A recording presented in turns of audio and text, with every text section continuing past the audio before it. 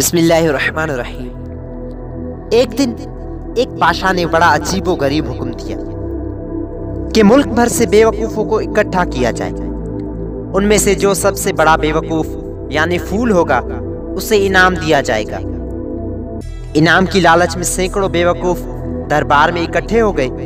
بادشاہ نے ان میں بیوقوفے کی مختلف مقابلے یعنی کمپٹیشن کروائی۔ فائنل راؤنڈ میں جو شخص جیتا اسے بیوقوفوں کا چیمپئن قرار دیا گیا۔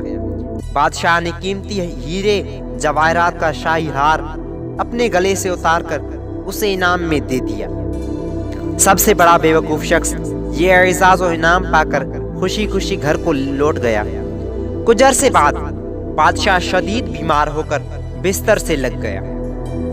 اس کی بیماری کا سن کر سب سے بڑا بیوقوف بھی ملنے کے خیال سے آیا۔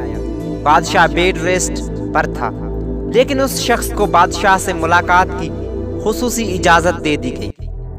بیوقوف شخص نے بادشاہ سے پوچھا، کیا حال ہے؟ بادشاہ بولا، اس شخص کا کیا حال پوچھتے ہو جو ایسے سفر پر جا رہا ہے جہاں سے واپسی ممکن نہیں۔ بیوقوف نے حیرت سے پوچھا، کیا آپ وہاں سے واپس نہیں آئیں گے، وہیں رہیں گے؟ بادشاہ نے بے بسی سے کہا، ہاں ایسا ہی ہے۔ بیوقوف نے سوال کیا، پھر تو آپ نے وہاں بہت بڑا محل، باغات، خدمت کے لیے شاہی کنیزیں، غلام اور عیش و عشرت کا بہت سارا سامان روانہ کر دیا ہوگا۔ بادشاہ چیخ مار کر رونے لگا۔ بیوقوف نے بادشاہ کی یہ حالت دیکھی تو حیرت میں پڑ گیا کہ بادشاہ کو اچانک کیا ہو گیا ہے۔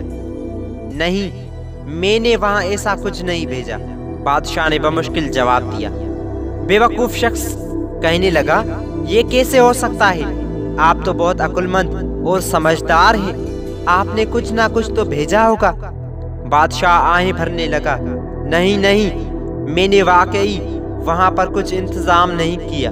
بیوقوف جانے کے لیے پلٹنے لگا تو اپنے گلے سے ہار اتارا اور یہ کہہ کر بادشاہ کے گلے میں ڈال دیا، پھر تو اس ہار کے سب سے زیادہ حقدار آپ ہیں۔